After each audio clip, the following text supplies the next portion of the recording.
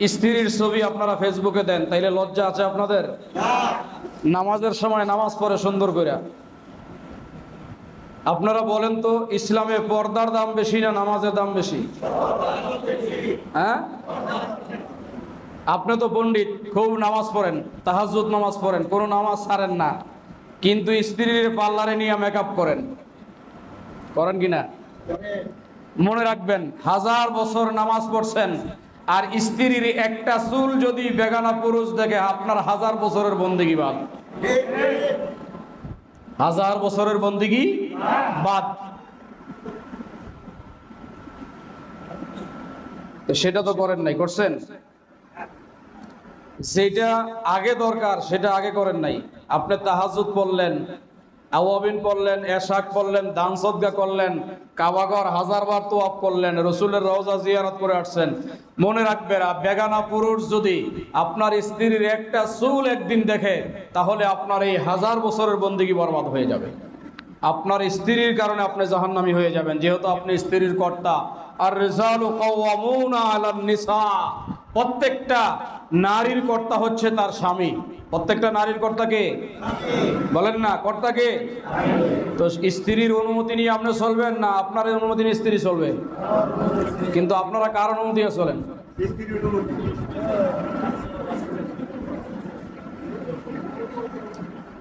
এগুলো মনে রাখতে হবে। যদি এগুলো আপনাদের মাথায় না থাকে, তাইলে আজীবন রসুল প্রেম করতে করতে যদি দিল ফাটায় ফেলান, কাজ হবে না, কাজ হবে না। আল্লাহ কি বলছেন কোরআনে? ওয়াকারনা ফি বুয়ুতাকুন্না ওয়ালা তাবাররাজনা তাবাররুজাল জাহিলিয়াতি বিল উলা।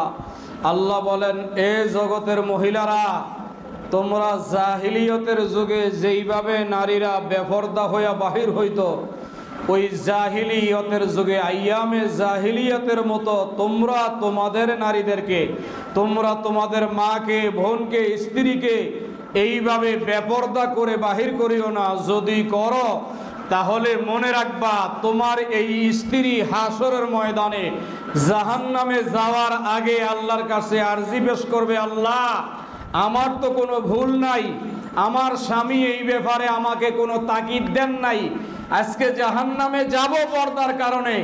যেই স্বামীর আয়ত্ত দিনে আমি ছিলাম, ওই স্বামীকে জাহান্নামের দরজায় শোয়া দাও, আজকে তার বুকের উপরে 2 পাও দিয়ে পাও রেখে জাহান্নামে যাব, এর আগে আমি জাহান্নামে যাব না। আল্লাহ পাক তার স্বামীকে আহ্বান করবেন, তুমি চলে আসো। জাহান্নামের দরজায় এই স্বামী নামের কলঙ্ক ব্যক্তিটাকে শোয়া দিবে। যেই স্ত্রীকে আপনি এত আদর করলেন, এত মহব্বত করলেন, এত ভালোবাসলেন, এত কিছু করলেন, সেই স্ত্রী ফাইনাল খেলা আপনার বুকের উপরে পাওরাইকে খেলাইলো। আপনার মতো কলঙ্কিত হতভাগা স্বামী আর পৃথিবীতে 2-4 জন হতে পারে না। কিসের বিউটি পার্লার? পার্লার কিসের? তওবা করেন, এখনো কানো ধরে তাহাজ্জুদ পড়েন, নামাজ পড়েন, তওবা পড়েন, স্ত্রীকে সাপের মতো সোজা করেন, নাইলে ধরা খাইয়া যাইবেন। আপনি যদি 1000 বারও কাবা শরীফে গিয়ে হজ করে আসেন, এগুলো কোনোই কাজে আসবে না, শুধু খালি স্ত্রীকে বেপরদা করার কারণে। এই কথাটা বলতে বাধ্য হলাম কেন জানেন? কারবালার জমিনে হযরতে যায়েনাব রাদিয়াল্লাহু তাআলা আনহা, মাওলা ইমামে হুসাইন পাকের বোন, কারবালার সমস্ত যুদ্ধের ময়দানে কিন্তু পর্দা আইন থাকে না। যখন মানুষ বিপদে পড়ে যায়, তখন কি আর পর্দার আইন থাকে? যুদ্ধের ময়দান তো যুদ্ধের ময়দানই। কারবালার জমিনে ইমামে হুসাইন পাকের তাবু থেকে সব কিছু লুট হয়ে গেছে, শরীরের ওড়না পর্যন্ত টেনে নিয়ে গেছে এজিদ বাহিনীরা। সেইখানেও হযরতে যায়েনাব চিৎকার করে বলেছিল, আল্লাহ, তোমার হাবিবের আহলে বাইতকে বেপরদা করতে যাচ্ছে, তুমি ছাড়া এই মুহূর্তে কেউ হেফাজতকারী নাই। আওলাদ রাসূলের পর্দা দেখেন, শুধু মনের পর্দা না। যায়েনাব বলেছিল কারবালার জমিনে, আল্লাহ, তোমার হাবিবের আহলে বাইতকে বেপরদা করতে যাচ্ছে, সব লুট হয়ে গেছে, এই কারবালার জমিনে তুমি ছাড়া তোমার হাবিবের আহলে বাইতের পর্দা দেওয়ার মতো কেউ নেই। সাথে সাথে জান্নাত থেকে আল্লাহ পাক নুরানি কাপড় পাঠাইয়া দিয়েছেন। মনে যদি পর্দা করতে চায় তাহলে কাপড়ের অভাব পড়ে, আর মনে না চাইলে হাজার থাকলেও পর্দা হবে না। এই জন্য এগুলো আপনাদের আমাদের মা বোন স্ত্রীদেরকে জানানো দরকার আছে না নাই? কি পর্দার কথা কন আপনারা বেজার হয়েছেন? শুধু খালি নবীর প্রেমের কথা কইলে খুশি হন, আর পর্দার কথা কইলে বেজার হন। পর্দাও তো আমার নবীর প্রেম। কি পর্দা আমার নবীর প্রেম না, নাকি প্রেমের বাহিরে? নামাজের কথা কইলে বেজার হন, নবীর প্রেমের কথা কইলে খুশি হন। নামাজটাও তো আমার নবীর প্রেম, রোজাটাও তো আমার নবীর প্রেম, যাকাত আমার নবীর প্রেম। এগুলো তো নবীর প্রেম, নাকি বাহিরে? হ্যাঁ, কিছু দেখবেন কারবালার কথা কইলে, হোসাইনের কথা কইলে বুকে থাপড়ায় একবারে মইরা যায়, অস্থির হইয়া যায়। নামাজের কথা কইলে, নামাজের কথা কইলে কি তখন শেষ।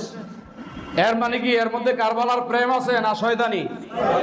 হ্যাঁ, আসলে প্রেম না শয়তানি? কারবালার প্রেম তার মধ্যেই আছে। যেমন হুসাইনের কথা শুনলে অস্থির হয়, তেমন নামাজের কথা শুনলে অস্থির হয়ে ওঠে। এরা হইল আসল প্রেমিক। এরা কি প্রেমিক? আসল প্রেমিক। আর ফরজ ওয়াজিব সুন্নতের কথা বললে বেজার হয়, আর শুধু কাহিনী শুনলে লাভ মারে। বুঝতে হবে এরা ইবলিশের চেয়ে কোনো দিক থেকে কম নয়। আসলে এদের অন্তরে শয়তানি। এরা থাকেই শুধু ফিতনা বাজানোর জন্য। কি বাজানোর জন্য? ফিতনা বাজানোর জন্য। আল্লাহ এদের কাছ থেকে আমাদেরকে হেফাজত করুক। আমরা যেমন আকীদা চাই, সাথে সাথে তেমন আমলও চাই। আকীদা যেমন বিশুদ্ধ থাকা চাই, আমলও তেমন বিশুদ্ধ থাকা চাই। আমরা এক দলের মতো আকীদা বিসর্জন দিয়ে শুধু আমল নিয়ে নাচবো না, আর এক দলের মতো আমল বিসর্জন দিয়ে আকীদা নিয়ে নাচবো না। ঈমান, আকীদা এবং আমল দুইটাই ধরে রাখবো। হাশরের ময়দানে রাসূলের শাফায়াত আমাদের নসিব হয়ে যাবে ইনশাআল্লাহ। কি হবে কি হবে না? জোরে বলেন নসিব হবে কি হবে না? আল্লাহ আমাদেরকে কবুল করুক, বলেন আমিন। জোরে বলেন আমিন। তাহলে পর্দা দরকার আছে না নাই? আমরা পর্দা করতে রাজি? হ্যাঁ, কে কে রাজি আছেন পর্দা করতে? রাজি আছেন? হাত নামান। নাকি বউরে ফাল্লারে পাঠাইবেন? মেয়েরে ফাল্লারে পাঠাই দিবেন? হ্যাঁ, আল্লাহ যেই রং দিছে এর চেয়ে সুন্দর রং কি দুনিয়ায় আছে? আপনি জানেন না? সূরা বাকারা পড়ে দেখেন নাই? এই গোটা বডিটা, এই বডিটা আল্লাহ ফেরেশতা দিয়া বানাইছে, আর মানুষের দেহটাকে আল্লাহ নিজের হাতে বানাইছে। জানেন ইতিহাস? গোটা বডি বানাইছে কি দিয়া? আর এই দেহটা বানাইছে কি দিয়ে? আল্লাহ নিজের হাতে বানাইছে। আল্লাহর নিজের নুরানি কুদরতের হাত দিয়ে যেটাকে বানাইছে, এটাকে আপনি কোন পালিশ দিয়ে সুন্দর করবেন? এত বেকুব আপনি কেন হইলেন? হ্যাঁ, আল্লাহ যেটা বানাইলো এটা পছন্দ হইল না? আল্লাহ বলছে আযানুন আনআম ফিন্নার। হাশরের ময়দানে যারা আমার সৃষ্টিকে বিকৃত করে, হাশরের ময়দানে তাদেরকে আমি কুকুর শুকুরের সূরত দিয়ে জাহান্নামে পাঠাবো। তাদেরকে মানুষও রাখবো না আমি। আল্লাহর সৃষ্টিকে যদি পরিবর্তন করার কেউ চেষ্টা করে, এই কারণেই বলা হয়েছে, একটা মাসালা আমি বলে দিই শুনেন। এই কারণেই বলা হয়েছে যে কোনো ষাঁড় গরু, আপনার যেগুলো বিসি আছে, বিসি ফেলানো নিষেধ, খাসি করানো নিষেধ। আল্লাহর কোন সৃষ্টিকেই বিকৃতি করা যাবে না। আমাদের দেশে খাসি করায় না, পাঠারে, এইটাও হারাম। এটা কি শরীয়তে হারাম বলা হয়েছে, করানো যাবে না এগুলো। তো বলবে কি পাটা খাইবেন? হ্যাঁ, পাটাই খাইবেন। খাসি করার অনুমতি নাই, আল্লাহ দেন নাই শরীয়তে। সরাসরি কোরআনের আয়াত আছে এই ব্যাপারে। আল্লাহ বলছে সৃষ্টির মধ্যে যা আছে এগুলাকে বিকৃতি করার অনুমতি মানুষকে দেওয়া হয় নাই। যেইটা যেইভাবে আছে এইভাবে থাকবে। কিন্তু আমাদের মধ্যে পরিবর্তন করার সিস্টেম আছে না নাই? তা আল্লাহ দিল যেইভাবে, আপনি এর চেয়ে সুন্দর কেমনে বানাইবেন? কোন মানুষকে কি হিজলা বানানোর অনুমতি আছে? একটা পুরুষকে অন্ডকোষ ফালায় দিয়ে হিজলা বানানোর অনুমতি আছে? তো আপনি নিজের বেলায় পারলেন না, পশুর বেলায় কেন করলেন?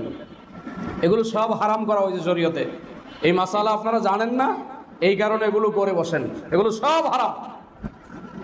আল্লাহ আমাদেরকে হেফাজত করুক, জোরে বলেন আমিন।